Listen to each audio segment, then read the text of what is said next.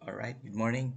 So this time I will teach you how to create a Google form. So ang purpose ng Google form natin para sa enrollment is para ma-ease up ang ating burden sa recording. Because previously ang ating challenge at ang cost ng mas maraming burden is na nagte-take ng time talaga is ang pag-encode right after ng ating enrollment. Kadalasan, ang ginagawa natin is in-encode natin yung mga hard copies ng ating mga registration form manually sa ating mga laptop. So, hindi ko naman sinasabi na mali 'yun, pero there is a better way na at least mapapadali yung hassle natin so that we will be able to focus our other efforts sa ibang mas importante na mga bagay. So, ang advantage din nito kasi pwede mo nang gawin yung ibang mga bagay like pag-create ng mga class pass or pag-attach ng mga resibo sa registration forms and mas kuha ka ng mas malaking time para sa pag-encode ng mga ah, payment receipts galing sa PNB. So, alright, so ano bang gagawin natin? So, first thing is kailangan natin mag-create ng Google account. So, yung Google account na i-create natin is para ngayong September 2024. So, FTRC owned siya dapat. So, yung mga head staff is required na mag-create ng Google account na yung pattern natin is ganito. FTRC, small letters lang lahat, September 2024, and then after that, yung branch ninyo, for example, Merco. So, ulitin ko, FTRC, September 2024, Merco, and then at gmail.com. If kailangan siya ng number, pwede nyo siyang lagyan ng number. Yung number na siguro ilagay natin is yung branch code ninyo. Yun na lang. So, sa branch code ng Merco is 320. So, ulitin ko, let's start with FTRC September 2024 Merco 320 at gmail.com. So, ipagpalagay natin na nagawa nyo na yung ah, Gmail account natin. So, i-open na natin yung ating Gmail. So, pag open nyo ng Gmail account ninyo, dadalhin kayo dito. Kung titingnan nyo yung right side, merong makita nyo yung Google account ninyo. Sa akin is ito Joshua Falcolan. Tapos sa tabi niya, yung Google Apps. I-click nyo lang yung Google Apps natin. Tapos, i-drag down nyo lang siya sa pinakailalim. Yan. Makikita nyo itong forms. I-click nyo lang ang forms. One click lang. Tapos, lalabas itong screen na ito. Yung ifo-focus nyo lang dito is itong blankong form or blank form. I-click nyo lang siya ng isang beses. Tapos, lalabas ang blank form. Lagyan natin siya ng pamagat. So, ang pamagat natin is dapat uniform tayo lahat. Registration. Oops, teka lang ha. Registration for September 2024 enrollment. Tapos, open parenthesis, Merco. Since Merco yung ginawa kong example ngayong araw. So, it has to vary. So kung anong branch man kayo, ilagay nyo kung anong branch yung pinagtatrabahoan nyo ngayon. So, registration for September 2024 enrollment, Merco. So, next is gagawa na tayo ng mga tanong. So, lahat ng tanong na gagawin natin dito is based sa kung ano yung requirement ng ating master file. So, since during enrollment, binigay na natin sa kanila ang kanilang subscriber number, ilagay natin dito, your subscriber number. Yan. Make sure na yung sagot nila is, i-click mo lang ito, piliin mo yung maikling sagot. Yan. So, dapat short answer lang nakalagay ito. Gagawin mo yon sa pamamagitan ng pag-click ng arrow down, tapos i-click itong maikling sagot or short answer. Tapos automatic na yan na dito nila mailalagay ang kanilang sagot. Tapos isang pinaka-importanting huwag kakalimutan is i-click nyo ito or i-on nyo itong kinakailangan or required para hindi sila makaka-proceed sa next question without answering this first question. Now, magdagdag tayo ng tanong ulit. I-click nyo lang itong plus button na nasa tabi. Ayan. Next is last name. Kasi last name yung kailangan natin sa kanila. Last name. Since maikling sagot na nakalagay, i-click nyo na lang yung required. Make sure naka-highlight siya. Yan. Then next is first name. Yan. Same pa rin, maikling sagot. Tapos, kinakailangan. Add ulit tayo. Lagay natin major. Kailangan natin ng major nila eh. Maikling sagot pa rin. Tapos, kinakailangan. Alright. Tapos, yung school graduated. Which school where you graduated. School where you graduated. Tapos, maikling sagot pa rin. And kinakailangan. Dito sa school where you graduated, ilagay na din natin kung saang branch. So, lagay natin indicate which branch. Kasi may mga branch doon, like halimbawa UM. So, marami namang branch ang UM. UM Digos, UM Panabo, UM Tagum.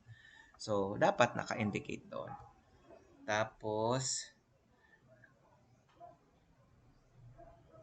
dapat nakalagay din dito, please indicate which branch and be specific. Ibig sabihin, kailangan na hindi abbreviation yung nakalagay. Dapat yung whole name talaga ng school. Okay, so, this.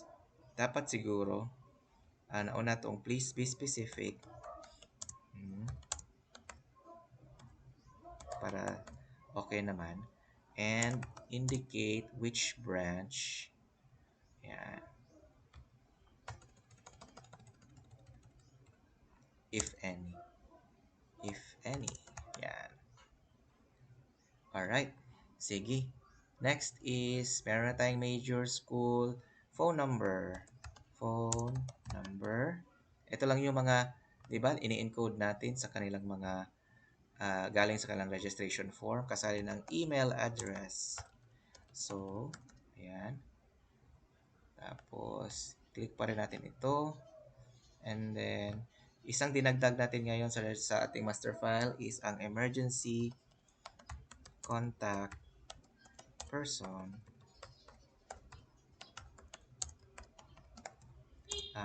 Name. Yan. Maikling sagot pa rin. And then, next is yung emergency contact person. Emergency contact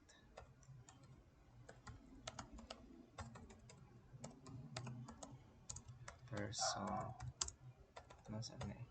Person. Phone number. Yan. Okay, kinakailangan. Dapat nakaklik talaga ang kinakailangan or required. Ano pa ba? Contact person, contact number, email address, phone number, school, majors, name, last name, subscriber number. Yung ID number tsaka yung session nila, wag na nating ilagay dito kasi pwede na nating gamitin yung formula para sa ID number pwede natin yung gamitin yung formula para ma-match natin siya. Yung session naman, magiging nakakalito yun kasi halimbawa ang binigay natin sa kanila is evening pero gusto sila ng morning, baka ang ilagay nila dito is morning instead of evening. So, wag na lang natin siyang ilagay. Anyways, meron naman tayong record doon sa ating during enrollment. Ayan. Ngayon, ang pinaka-importante is yung option na maglagay dapat sila or mag-upload sila dapat dito ng picture ng kanilang passport size ID. So, upload picture of upload passport size picture of your ID. Upload your passport size. Upload your passport size picture. Tapos, instead na ang sagot is maramihang pagpipilian, hanapin nyo ang mag-upload ng file option. Click nyo lang yung proceed or magpatuloy. Tapos, i-click nyo ito. I-select nyo lang yung images. Ayan. Tapos, i-increase nyo yung number of, yung maximum laki ng file to 100 MB. Tapos, click nyo yung kinakailangan. And then, that is it. Tapos, mayroon lang akong wrong grammar dito pala guys. Naaalala ko. Your subscriber number. Mali ito. Dapat your lang. Walang you are. Your lang. Ganyan. Sorry. Paki-take note. Your subscriber number. Alright. Tapos, ayan na. Yun na yung last. Pwede natin tingnan kung ano yung itsura niya by clicking this I button here.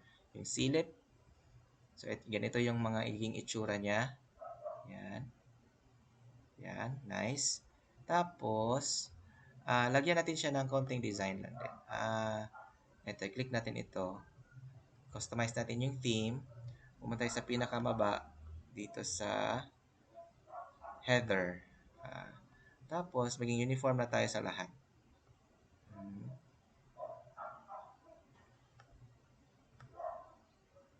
Gamitin natin itong pinaka-last. Ito. Tapos, ilagay natin yan. Once na okay na ang ating header, close lang natin ito. Silipin natin ulit. I-close lang natin itong dati kanina. Silipin natin ulit. So, at least medyo okay-okay na. Ayan. Tapos, ang last step talaga is i-send or send. Ipadala. So, send mo siya. Tapos, pag-click mo niyan, i-copy nyo ang tawag nito. Lagyan nyo dito. Sorry, wag ito. I-select nyo pala ito. Yan. Paikliin nyo yung URL. Tapos, kopyahin ang link. Tapos, yan. Nakopy na siya. Punta tayo sa Google. Google ulit. Tapos, hanapin nyo ang QR generator. Tapos, click nyo ito.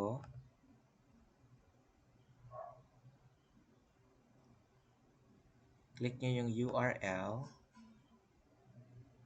Tapos, i-type nyo dito i-paste nyo dito yung URL natin. Tapos, i-download nyo yung QR.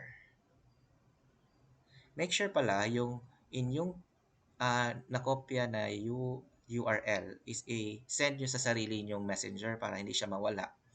Tapos, if ever needed nyo siya, alam nyo kung saan nyo hanapin. Tapos, i-download nyo yung QR.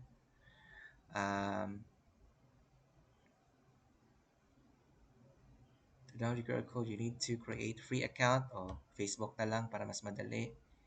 Continue as Joshua. Ganun lang kasimple.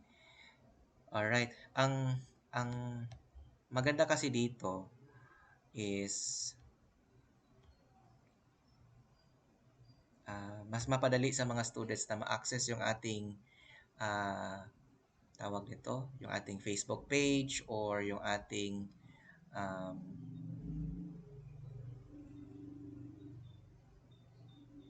uh, yung ating Facebook page or yung ating Google Form kung naka-QR sila.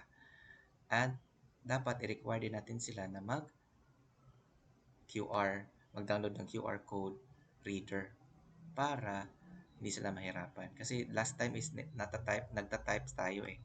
Pinapatype natin sa kanila yung tawag nito, yung kanilang yung URL para ma-access nila yung ating forms or yung ating Facebook page. So, yun yung last step. So, ulitin ko, pag click nyo yung send, punta kayo dito, paikliin nyo lang yung URL, tapos kopyahin nyo siya. Yan. Ideally, later sa meeting, ma-explain namin kung ano talaga dapat gagawin. Pero ideally, dapat nakapost itong URL na ito sa ating Google, sorry, hindi at Google, sa ating Facebook page sa per session para doon sila na doon na nila, once ma-access nila yung Facebook page, doon na nila yung ma-access ang Google Form. Alright, so yun lang yung ating video tutorial para sa ating kung paano gumawa ng Google Form. If ever meron kayong mga tanong or may nalituhan kayo, hindi kayo familiar, make sure panoorin nyo siya ulit ilang beses at pwede nyo naman siyang i-pause-pause para hindi kayo mahirapan. Kung hindi nyo siya masundan agad-agad. Alright, yun lang. Salamat.